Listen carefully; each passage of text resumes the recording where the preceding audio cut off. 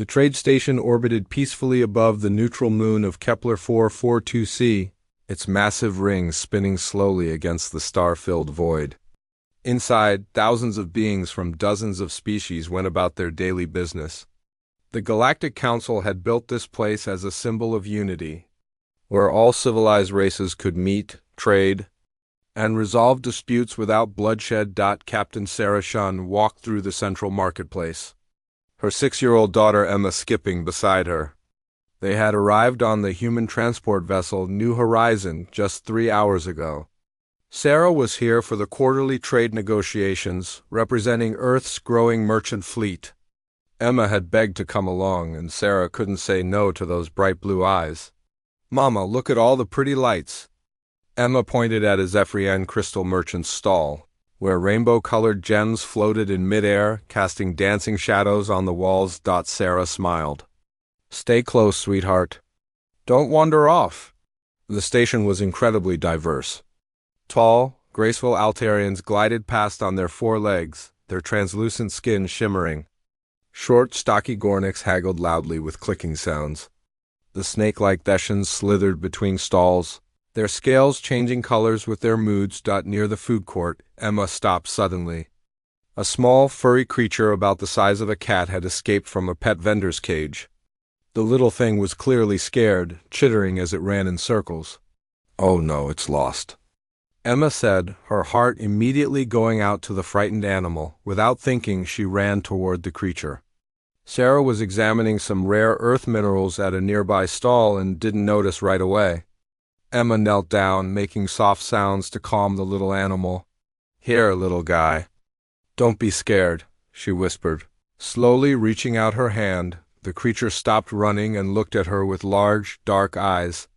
It seemed to sense her kindness and slowly approached. Emma's face lit up with joy as the small animal sniffed her fingers, then allowed her to gently pick it up. "There you go. You're safe now," she said softly, cuddling the trembling creature against her chest. That's when the shadow fell across her. Emma looked up to see a massive figure looming over her. It was a Corvan military officer, easily 8 feet tall, with thick gray skin and small, cold eyes. The Corvans were known throughout the galaxy as strict enforcers of law and order. Their species had joined the Galactic Council 50 years ago, and had quickly become the primary peacekeeping force. Officer Thraxon looked down at the human child with disgust. In his mind, humans were barely civilized. They came from a death world where everything tried to kill everything else. They were violent, unpredictable, and had no respect for proper order. The fact that they had been granted full council membership was, in his opinion, a grave mistake. "You, small human," his voice rumbled like grinding stone. "Put down that animal immediately. You are violating Regulation 847B, interference with licensed merchant property." Emma looked up at him with confused eyes, but he was scared and lost. "I was just trying to help him." Thraxon's eyes narrowed. The audacity of this child talking back to a council officer. On his home world of Kava Prime, children were taught absolute obedience from birth. They never questioned authority, never spoke unless spoken to, and certainly never interfered with official business. "Silence," he barked, taking a step closer. "You will release that creature and report to the security station for processing." Emma's lower lip trembled, but she didn't move. The little animal in her arms was still scared, its tiny heart beating rapidly against her chest. She couldn't just abandon it. "Please, sir. Can't we just take him back to the nice man who owns him?" "I promise I wasn't trying to steal anything. I just wanted to help." Sarah had finally noticed Emma was missing and was frantically searching the crowd. She spotted her daughter just in time to see the massive Corvan officer raise his hand. "Impudent child," Thraxon snarled. "You dare continue to defy me?" His hand came down hard across Emma's face with a sound that echoed through the marketplace. The force of the blow sent the 6-year-old girl flying backward. She hit the ground hard, the small animal tumbling from her arms as she cried out in pain and shock. The marketplace went dead silent, Sarah's scream of rage, and horror cut through the air like a knife. She reached Emma in seconds, dropping to her knees beside her daughter. Blood trickled from Emma's nose and an angry red handprint was already forming on her small cheek. Emma! Emma, baby, are you okay? Sarah's hands shook as she gently examined her daughter's face. Emma was crying, not understanding what she had done wrong. Mama, I was just trying to help the little animal. Why did he hit me? Around them, other beings in the marketplace watched in shocked silence. Many species in the galaxy were peaceful by nature. Physical violence, especially against children, was almost unthinkable to them. But the Corvans were different. On their world, discipline was harsh and immediate. HFY Stories stood over them, showing no remorse. The child was interfering with official business and showed disrespect to a council officer. Punishment was warranted according to Corvan law. Sarah's blood turned to ice, then to fire. She gently helped Emma to her feet, her movements careful and controlled. But inside, something primal was awakening. Something that had been sleeping since humanity's violent past. Something that the civilized galaxy didn't understand about her species. You hit my daughter, Sarah said quietly, her voice deadly calm. Correction, Thraxon replied arrogantly. I administered appropriate discipline to an unruly child who was violating station regulations. Sarah stood up slowly, placing herself between Emma and the Corvan officer. At 5 feet 6 inches, she was dwarfed by the alien's massive frame. But something in her posture, something in her eyes, made several nearby aliens step back nervously. She's 6 years old, Sarah said, her voice getting lower and more dangerous with each word. She was helping a scared animal. And you struck her. Other humans in the marketplace had heard the commotion and were starting to gather. Word was spreading quickly through the human sections of the station. Captain Mike Torres from the cargo ship, Iron Will, pushed through the crowd, his face darkening as he saw Emma's injured face. What happened here? He demanded. Sarah never took her eyes off the Corvan officer. This thing hit my daughter. The word thing hung in the air like a challenge. Around the galaxy, humans were known for their politeness and diplomacy. They always used proper species names and titles. For a human to call someone thing was a deliberate insult. More humans were arriving by the minute. The atmosphere in the marketplace was changing, becoming electric with tension. The other species could sense something dangerous building, something they didn't quite understand. Thraxon, however, was oblivious to the growing threat. In his arrogance, he saw only inferior beings who needed to learn their place. Your species needs to learn respect and proper child-rearing, he said dismissively. Perhaps this will serve as a lesson. That was his mistake. Within an hour, every human on the station knew what had happened. The news spread like wildfire through the human quarter, then beyond to the human ships docked in the station's bays. Captain Chen had taken Emma to the medical bay where Dr. Elizabeth Park was treating the girl's injuries. Minor concussion, Dr. Park said grimly, running her medical scanner over Emma's head. Bruised cheek, possible hairline fracture in the cheekbone. For a 6-year-old to sustain these injuries from a single blow, she trailed off, her jaw clenched. Emma was being brave, but tears still leaked from her eyes. Did I do something really bad, Mama? Is that why he hurt me? Sarah's heart broke all over again. She knelt beside the medical bed, gently stroking her daughter's hair. No, baby. You did nothing wrong. You were being kind and helpful, just like we taught you. That's never wrong. Dr. Park finished her scan and stepped aside to speak quietly with Sarah. I need to report this officially. Striking a child causes these kinds of injuries? She shook her head. On Earth, this would be considered serious assault. Outside the medical bay, the corridor was filling with humans. Word had reached the ships, and crew members were abandoning their duties to come to the station. Captain Torres stood with a growing group of merchant captains, miners, explorers, and traders. Their faces were stone-cold serious. Anyone got the security footage? Asked Captain Maria Santos from the exploration vessel. Brave Dawn. Already pulled it, replied Chief Engineer Jackson from the mining ship. Deep digger. Bastard hit her like she was a grown man resisting arrest. 6 years old, and she was helping a lost animal. The humans watched the footage in grim silence. Seeing Emma's small body thrown backward by the massive alien strike affected them in ways that surprised even themselves. Many had children of their own back on Earth or the colonies. The protective instinct was overwhelming.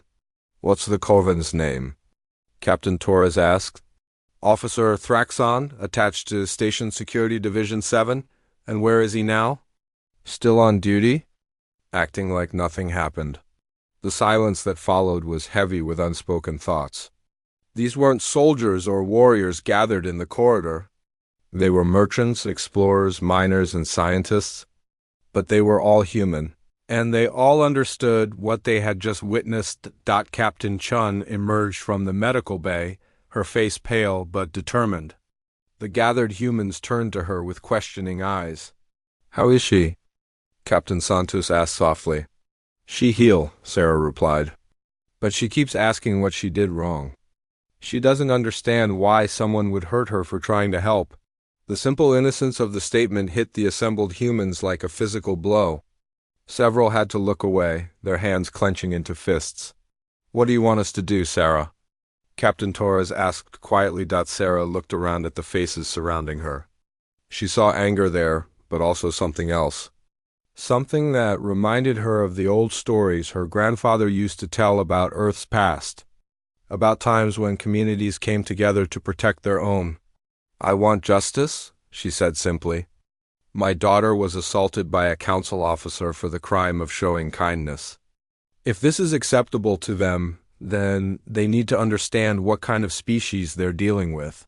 Dr. Park stepped forward. "I've documented everything. The injuries, the circumstances, the complete medical report. This will be filed with both Station Security and the Earth Embassy." "Fat lot of good that'll do," muttered Chief Jackson. "You think the council's going to discipline one of their own for hitting a human child? They probably think he showed restraint." The truth of those words settled over the group like a dark cloud. Earth was still the newest member of the Galactic Council, admitted only 5 years ago after decades of careful diplomacy. Humanity was still proving itself worthy of membership, still walking on eggshells to avoid giving offense, but something had changed in the last hour. Something fundamental had shifted in the way these humans saw their place in the galaxy. "I'm calling an emergency meeting," Captain Torres announced. "All human captains, all senior crew. 1 hour from now in Docking Bay 7. As the group began to disperse, Sarah remained behind with Emma. Her daughter had finally fallen asleep, exhaustion overcoming the trauma of the day. Sarah sat beside the bed, watching the steady rise and fall of Emma's chest, and felt something cold and hard settling in her heart. An hour later, Docking Bay 7 was packed. Word had spread beyond the station to the human ships in orbit. Shuttle after shuttle arrived, carrying captains, first officers, and department heads. What had started as a few dozen people had grown to over 300. Captain Torres stood before the assembled crowd, his voice carrying clearly in the vast space. "We all know why we're here."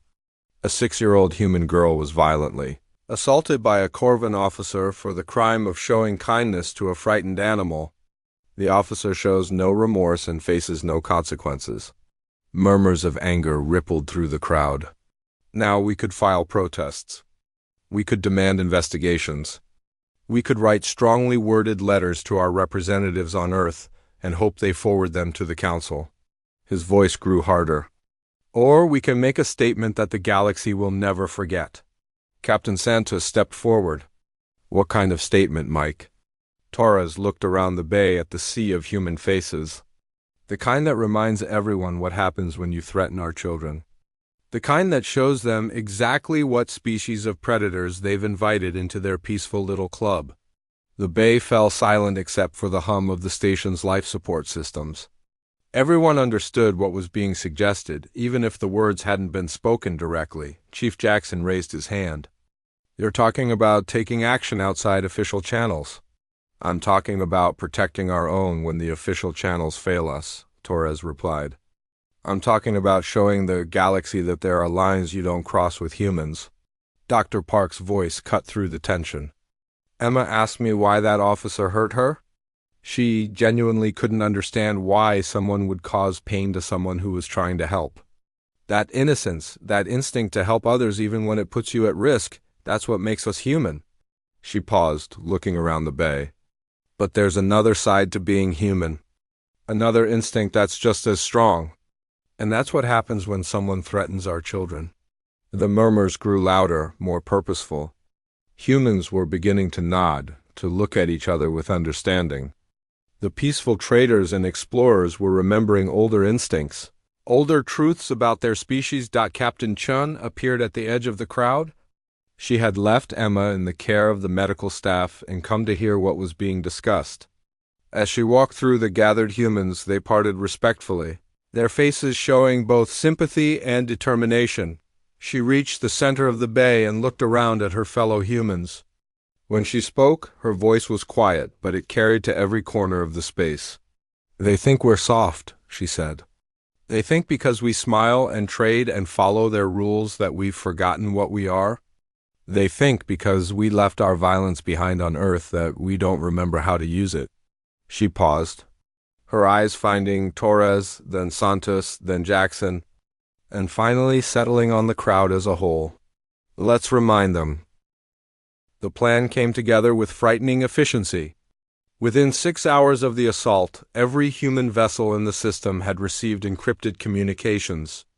The response was immediate and overwhelming. Captain Torres stood in the communications center of his ship, watching as ship after ship confirmed their participation.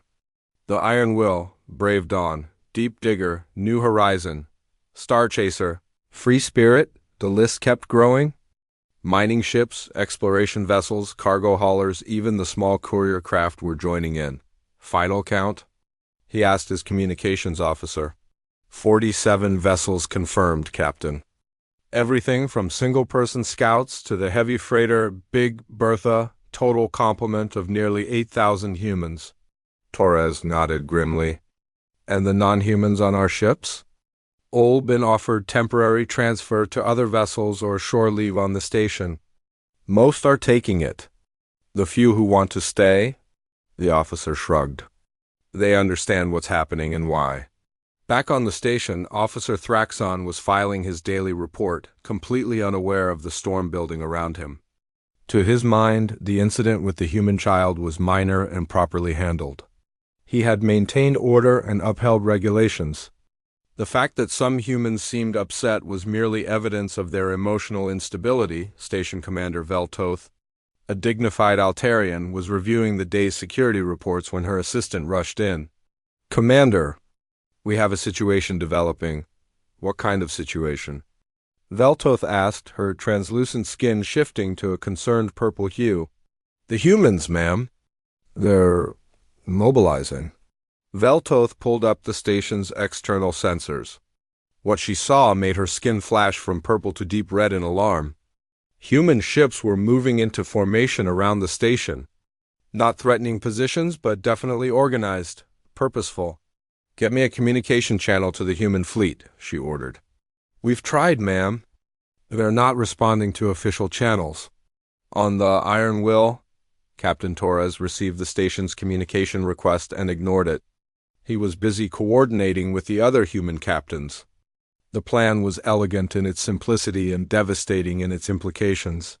"Phase 1 is complete," Captain Santos reported from the Brave Dawn. "All human vessels are in position. Station security is definitely nervous. Phase 2? Torres asked, economic shutdown commencing now. Across the station, human businesses began closing.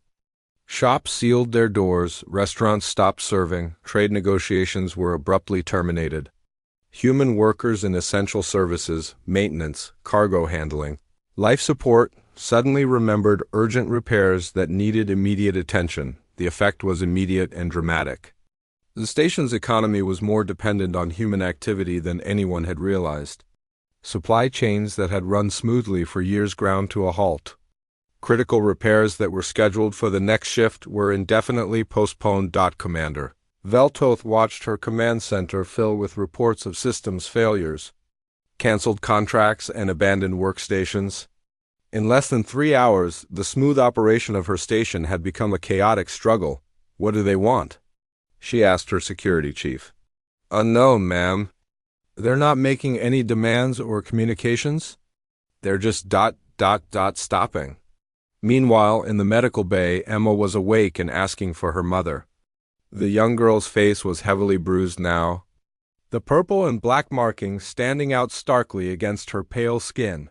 Dr. Park had done everything she could, but the visual evidence of the assault was impossible to hide.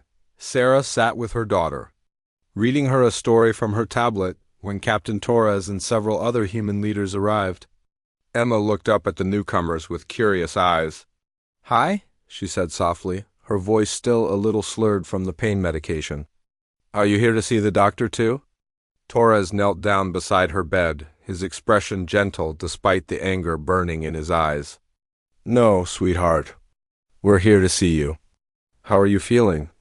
"My face hurts, but Mama says it will get better," Emma replied. Then, with the directness of a child, she asked, "Why did that big man hit me?" "I was just trying to help the little animal." Torres exchanged a look with Sarah, then turned back to Emma. "Sometimes, honey, there are bad people who hurt others just because they can. But the good news is that there are a lot more good people than bad people, and we take care of each other." Emma nodded solemnly. "Mama says you're going to make sure it doesn't happen to other kids." "That's right," Torres said softly. "We're going to make sure it never happens again." After the captains left, Sarah walked with them to the corridor outside. Her face was set in lines of determination that her fellow humans recognized and respected. "How long until Phase 3? she asked. "Tomorrow morning," Torres replied. "We wanted to give them tonight to think about what's happening. Let them understand that this isn't going away."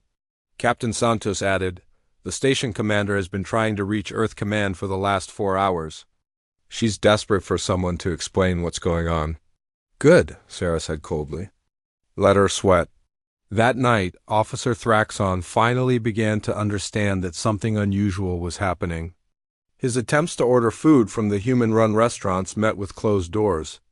His requests for routine maintenance from human technicians went unanswered. Even the cleaning staff, mostly human, had mysteriously disappeared. More concerning were the reports coming in from around the station. Every human business, every human worker, every human service had simply stopped operating. It wasn't violent or dramatic, they had just ceased to exist as far as the station was concerned, but the most unsettling part was the ships. 47 human vessels in perfect formation around the station, running silent except for minimum life support. No threats, no demands, no communication. Just presence. Commander Veltoth called an emergency meeting with her senior staff. The conference room was tense, filled with representatives from a dozen species, all trying to understand what the humans were doing. "Theories?" she asked.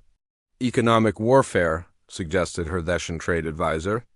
"They're demonstrating their importance to station operations." "Possible prelude to violence," worried her Corvan security chief. "Humans are known to be unpredictably aggressive." "Or," said her Zephyrian diplomatic officer thoughtfully, "they're making a point about proportional response." Officer Thraxon struck a child. "Now they're showing us what happens when you cross certain lines with their species." Thraxon himself was present at the meeting, still unrepentant. "This is an overreaction to appropriate discipline.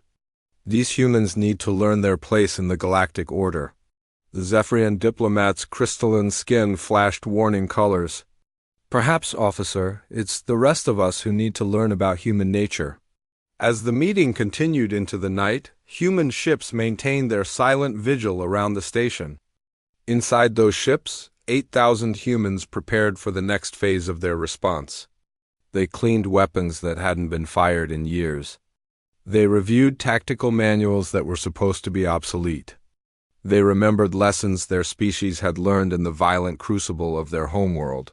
But most importantly, they thought about a 6-year-old girl who had been struck down for showing kindness, and they prepared to remind the galaxy why humans had fought their way to the stars in the first place. Tomorrow would bring Phase 3, and with it, a demonstration that would echo through galactic history. Phase 3 began at exactly 0800 station time. Commander Veltoth was in her office, trying to coordinate repairs to critical systems that the humans had abandoned, when her communications officer burst through the door. "Ma'am, you need to see this, now." Veltoth followed him to the command center, where the main display showed the space around the station. What she saw made her skin flash bright orange in shock. The 47 human ships had moved. Where, before they had maintained a respectful distance in patrol formation, they were now arranged in precise combat positions around the station. Not threatening yet, but unmistakably ready for battle. "When did this happen?" she demanded.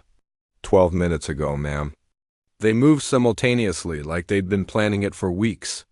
As Veltoth watched, a new signal appeared on her sensors. A massive human vessel was approaching from the outer system, its signature unlike anything in the current fleet. As it came closer, her tactical officer's voice cracked with disbelief. "Ma'am, that's a human dreadnought. Military class. Battle configuration." The ship was enormous, easily twice the size of the largest civilian vessel in the human fleet. Its hull was dark gray, marked with the insignia of Earth Defense Force as it approached. The civilian ships moved aside in perfect formation, creating a corridor for the warship to approach the station. On the bridge of the EDF Retribution, Admiral Marcus Webb studied the tactical display with cold satisfaction. He had received the emergency transmission 18 hours ago and had broken off from Deep Space Patrol to respond. The Retribution was one of Earth's newest and most powerful vessels, designed for the protection of human interests in deep space. "Admiral," his communications officer reported, "we're receiving multiple hails from the station." "Ignore them," Webb replied curtly. "Open a channel to the civilian fleet." Captain Torres appeared on the main screen, his face grim but determined. "Admiral Webb, thank you for coming." "Captain Torres, I've reviewed the situation report. Are you certain you want to proceed with this course of action?" Torres nodded without hesitation. "A human child was assaulted for showing kindness. The perpetrator shows no remorse and faces no consequences. Our response needs to be proportional and memorable." Webb's expression hardened. "Understood. Retribution is at your disposal." The Admiral closed the channel and turned to his bridge crew. "Battle stations. All weapons online, but do not target anything unless I give explicit orders. This is a demonstration, not an attack." On the station, panic was beginning to set in among the non-human population.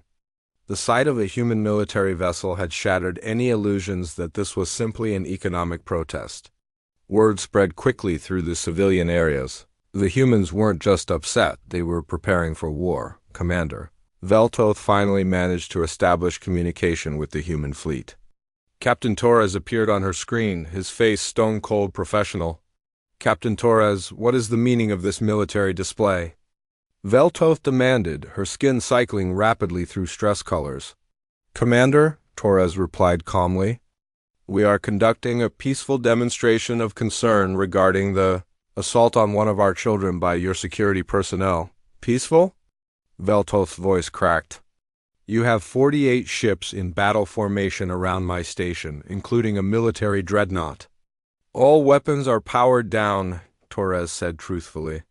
"We have made no threats and taken no hostile action. We are simply exercising our right to navigate freely in neutral space. What do you want?" Veltoth asked desperately. Torres was quiet for a long moment, then spoke with deadly calm. "We want the galaxy to understand something important about humans, Commander. We want everyone to know what happens when you hurt our children." He cut the transmission, leaving Veltoth staring at a blank screen dot in the medical bay. Emma was sitting up in bed, coloring in a digital art pad while her mother read nearby. The little girl was healing well, but the bruises on her face remained a stark reminder of the incident. Dr. Park had cleared her for light activity, and Emma's natural resilience was showing through. "Mama," Emma said suddenly, "why are all the nice aliens looking so scared when they see me?" Sarah looked up from her tablet. She had noticed it too, the way other species had been giving them nervous glances. How conversations stopped when humans entered a room. "They're not scared of you, sweetheart," Sarah explained gently. "They're scared because of what happened to you. A lot of people are very upset that someone hurt you." Emma considered this with the serious concentration only children could manage. "Are they going to make the big mean man say sorry?" "Something like that," Sarah replied, though she knew the reality was far more complex, unknown to Emma. Her assault had triggered something unprecedented in galactic history. Never before had an entire species responded so uniformly and dramatically to an incident involving one of their children. The implications were staggering, and they were being felt far beyond the trade station. Reports were flooding into the Galactic Council chambers on the capital world of Zintara. Prime emergency sessions were being called. Ambassadors from dozens of species were demanding explanations, reassurances, and action. The Korvan representative, Ambassador Kreshtor, was under intense pressure to explain his species' actions. The fact that Officer Thraxon was his nephew made the situation even more complicated. "The human response is completely disproportionate," Kreshtor argued before the emergency council session. "It was minor discipline for a minor infraction.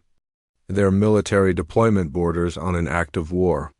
Ambassador Elena Vasquez, Earth's representative to the council, stood to respond.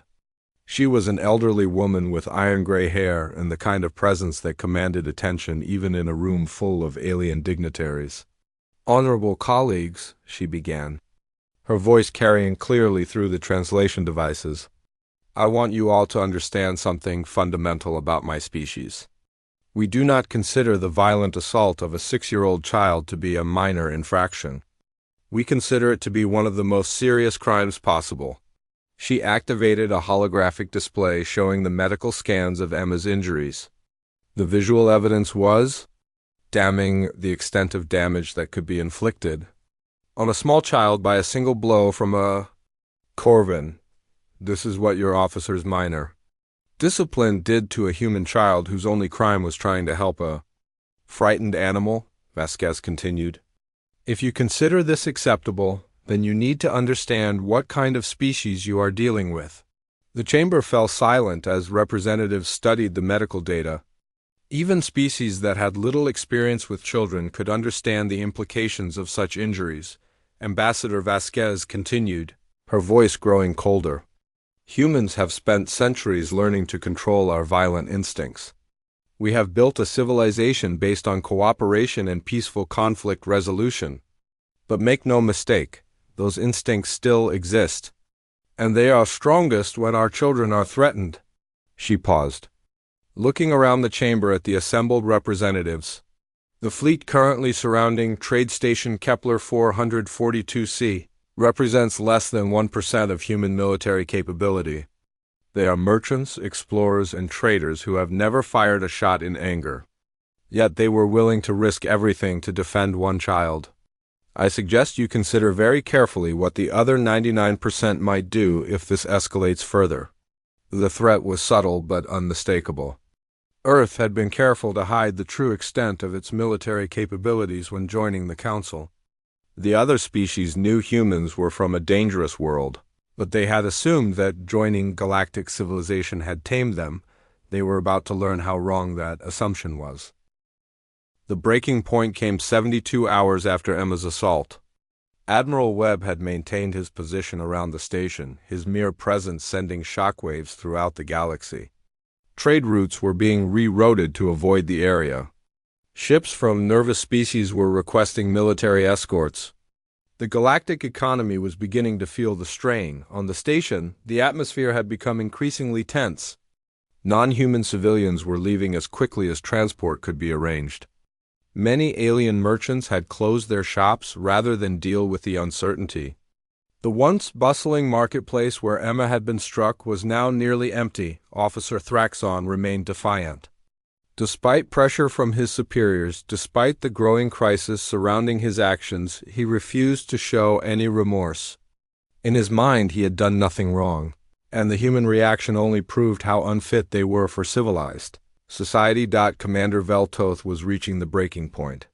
Her station was becoming a ghost town. The human fleet showed no signs of leaving.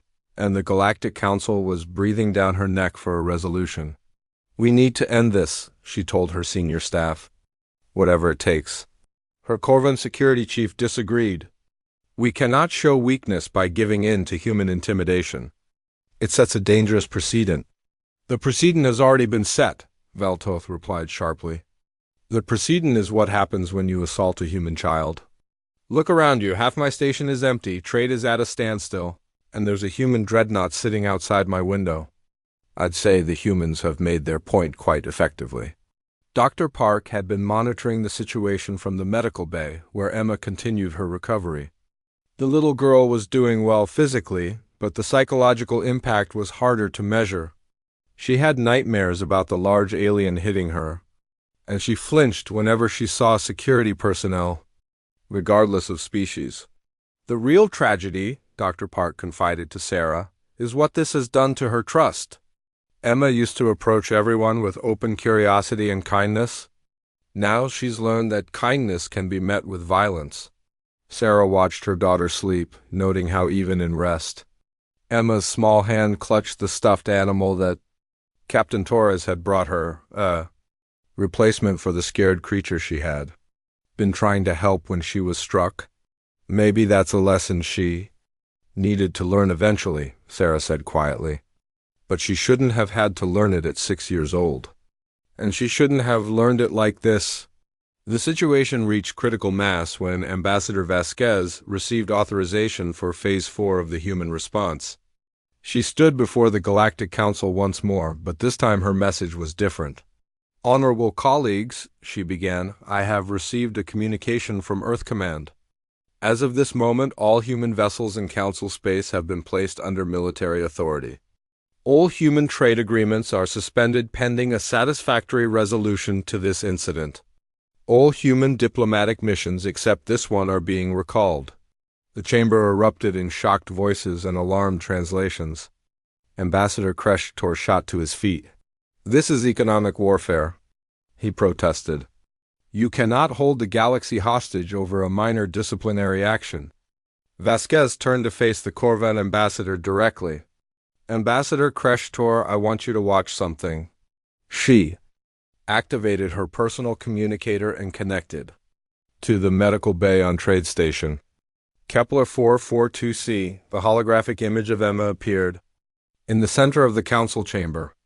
The little girl was awake, playing quietly with her toy, the bruises on her face still vivid purple and black. "Emma," Vasquez said gently, "can you tell these people what happened to you?" Emma looked up at the projection pickup with wide, innocent eyes. "A big alien man hit me really hard because I was trying to help a scared animal. It hurt a lot and I didn't understand why he was so mean." The child's simple, honest words carried more impact than any diplomatic speech could have.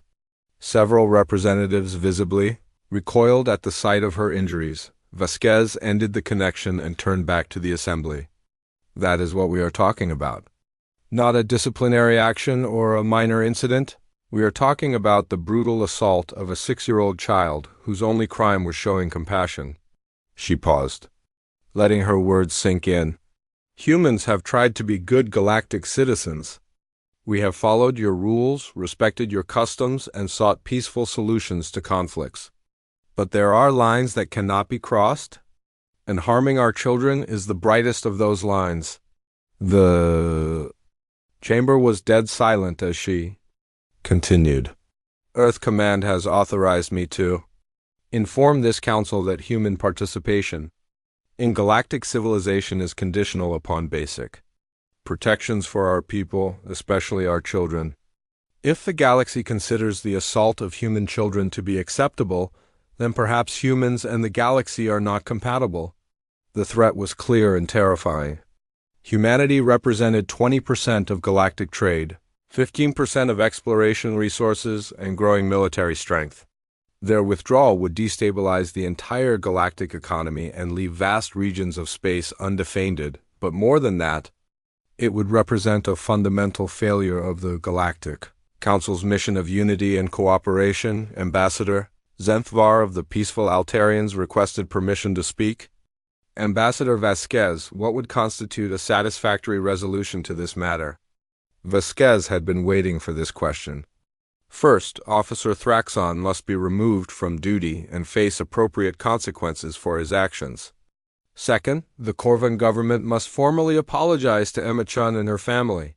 Third, new protocols must be established to prevent such incidents in the future. And if these conditions are not met? Asked the Deshan representative. Then humanity will withdraw from the Galactic Council and pursue our own path among the stars, Vasquez replied simply. We survived and thrived for thousands of years before we met you. We can do so again if necessary. The implications hit the chamber like a shock wave. Earth's withdrawal wouldn't just be an economic disaster. It would set a precedent for other species to leave when they disagreed with council policies. The entire structure of galactic civilization could collapse, Ambassador. Kreshtor found himself backed into an impossible corner. Accepting the human demands would be seen as weakness by his own people, but refusing them could lead to consequences far worse than his pride was worth. On Trade Station Kepler 442C, the standoff continued. Admiral Webb maintained his position, neither threatening nor retreating. The human civilian fleet remained in formation, their silence more intimidating than any declaration of war could have been. Commander Veltoth received a priority communication from Council headquarters. The message was brief and to the point.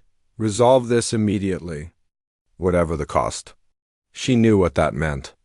The Council was ready to sacrifice Officer Thraxon to prevent a galactic crisis. The only question was whether Thraxon's pride would let him be sacrificed quietly, or whether he would force a more dramatic conclusion. As if summoned by her thoughts, Officer Thraxon appeared at her office door. His massive frame filled the doorway, and his expression was darker than she had ever seen it. Commander, he rumbled, I understand the Council is considering disciplinary action against me. Veltoth looked up at him, noting the dangerous tension in his posture. Officer, the situation has escalated far beyond what anyone anticipated. The humans are threatening to withdraw from galactic civilization entirely, over one small human child? Thraxon's voice carried disbelief and contempt. They prove their unfitness with this overreaction. Perhaps, Veltoth replied carefully. We are the ones who have misunderstood the situation. Thraxon's eyes narrowed dangerously. You would side with these soft, emotional creatures over your own security officer? The threat in his voice was unmistakable. Veltoth realized that she was facing more than a disciplinary problem. She was facing a potential crisis of command. Thraxon's Corvan pride wouldn't allow him to back down, and his position in station security gave him dangerous leverage. Outside her office window, the human fleet waited in perfect formation. 48 ships holding their position with mechanical precision. Soon, very soon, their patience would run out, and the galaxy would learn exactly what humans were capable of when their children were threatened. The end came suddenly and decisively. Officer Thraxon, facing the humiliation of formal discipline and public apology, made a choice that would echo through galactic history. Rather than submit to what he saw as human weakness, he decided to eliminate the source of the problem. He accessed the station's security systems and located Emma Chen in the medical bay. In his twisted logic, if the child were to suffer an accident, the humans would have no choice but to accept that justice had been served in its own way. What Thraxon didn't understand was that humans had learned long ago to protect what they valued. Most. Dr. Park wasn't just Emma's physician, she was also a former Earth Defense Force combat medic who had volunteered for this assignment, specifically to watch over the injured child. When Thraxon entered the medical bay at 347 station time, moving with what he thought was stealth, Dr. Park was ready for him. Stop right there, she ordered, rising from her chair beside Emma's bed. In her hand was a standard human sidearm, pointed directly at the Corvan's center mass. Tejon's eyes widened in surprise. Weapons were strictly forbidden in civilian areas of the station. How do you have that? Emergency medical authorization, Dr. Park replied calmly. Signed by Admiral Webb himself. Anyone approaching my patient with hostile intent will be considered a threat to civilian safety. Thraxon sneered. You would not dare fire that weapon in a medical bay. Too much risk to your precious child. Dr. Park's expression never changed. Officer, I've performed surgery in active combat zones while under enemy fire. I once removed shrapnel from a patient's heart while artillery shells exploded 50 meters away. Trust me when I say that I can put 3 rounds center mass without disturbing a sleeping child. The certainty in her voice gave Thraxon pause. He had expected to find a soft civilian doctor, not a hardened military veteran. But his Corvan pride wouldn't let him back down. You are interfering with official security business, he growled. Taking a step forward, that step was his last mistake. Dr. Park's weapon discharged 3 times in rapid succession. The shots were perfectly grouped, striking Thraxon in the chest with devastating effect. The Corvan officer collapsed backward into the corridor. His massive frame shaking the deck plates. Emma stirred in her bed, but didn't wake.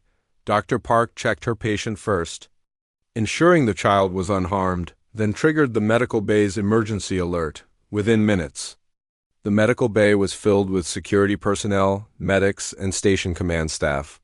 Commander Veltoth arrived to find Dr. Park calmly filing her incident report while Emma continued to sleep peacefully. What happened here? Veltoth demanded. Dr. Park looked up from her tablet with professional calm.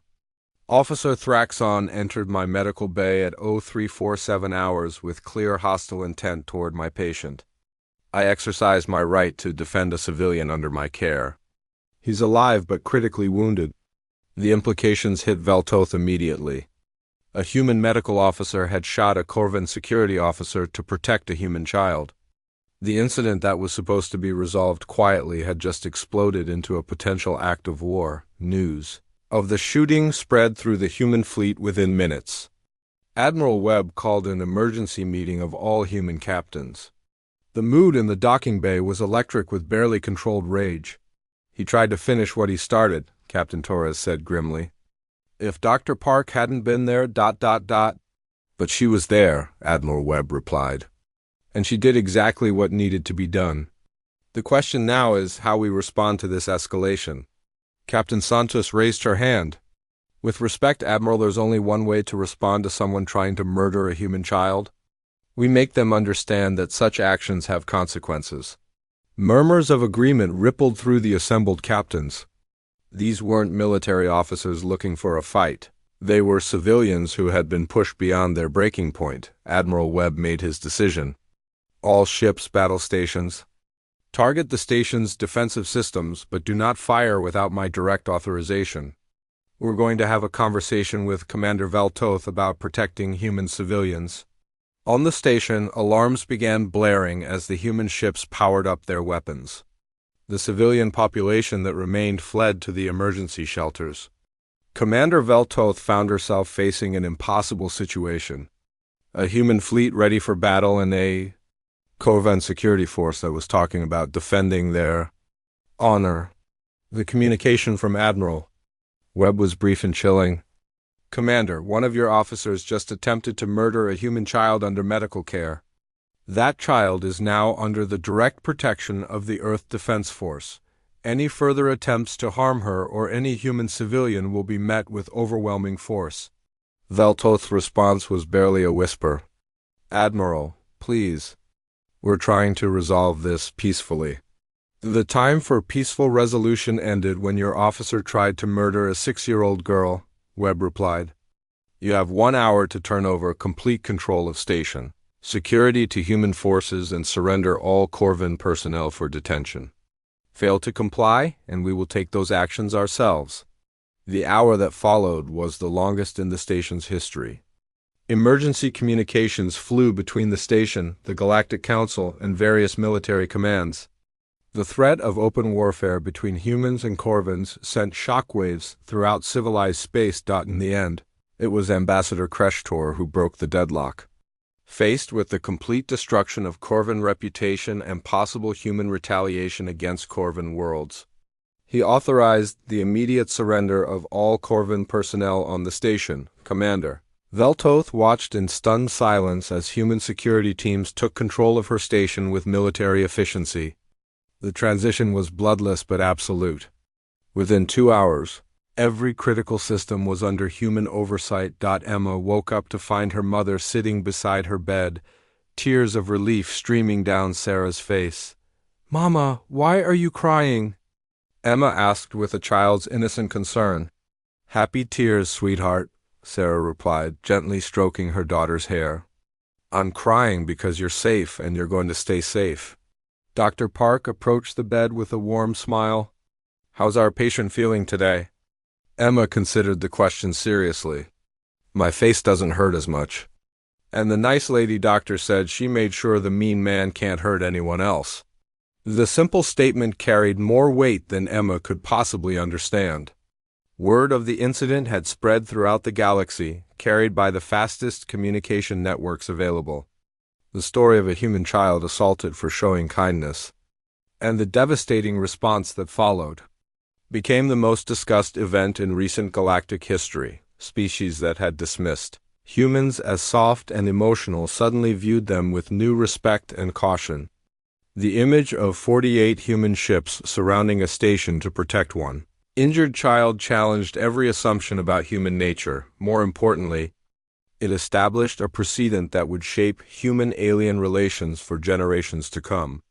The message was clear and unambiguous: harm a human child, and face the combined wrath of humanity. 3 weeks later, Emma was fully recovered and back aboard the New Horizon with her mother. The station had returned to normal operations, though under new management that took civilian safety much more seriously. Officer Thraxon survived his wounds but would spend the rest of his life in a rehabilitation facility. His career and reputation destroyed, Emma sat in the ship's observation deck, coloring in her favorite art program while her mother handled the final trade negotiations. The little girl had mostly forgotten the details of her assault, but she remembered the kindness that followed. Human crew members from dozens of ships had visited her, bringing gifts and stories and reminding her that most beings in the galaxy were good. "Mama," Emma said suddenly, "when I grow up I want to be like Dr. Park." Sarah looked over from her tablet. "A doctor?" "No," Emma replied with the certainty that only children possess. "Someone who protects people who can't protect themselves." Sarah smiled, understanding completely. Her daughter had learned a hard lesson about the galaxy, but she had also learned about courage, loyalty, and the price of standing up for what was right. Outside the observation deck windows, the stars shone with infinite possibility. Humanity had taken its place among them not through conquest or dominance, but through an act of protection that defined who they were at their core. The galaxy would never forget the lesson of Emma Chun, and neither would humanity. They were explorers and traders, scientists and diplomats, but above all, they were a species that would cross the void itself to defend their children. That was the statement the Deathworlders had made at the council, and it echoed through the cosmos like a promise and a warning combined.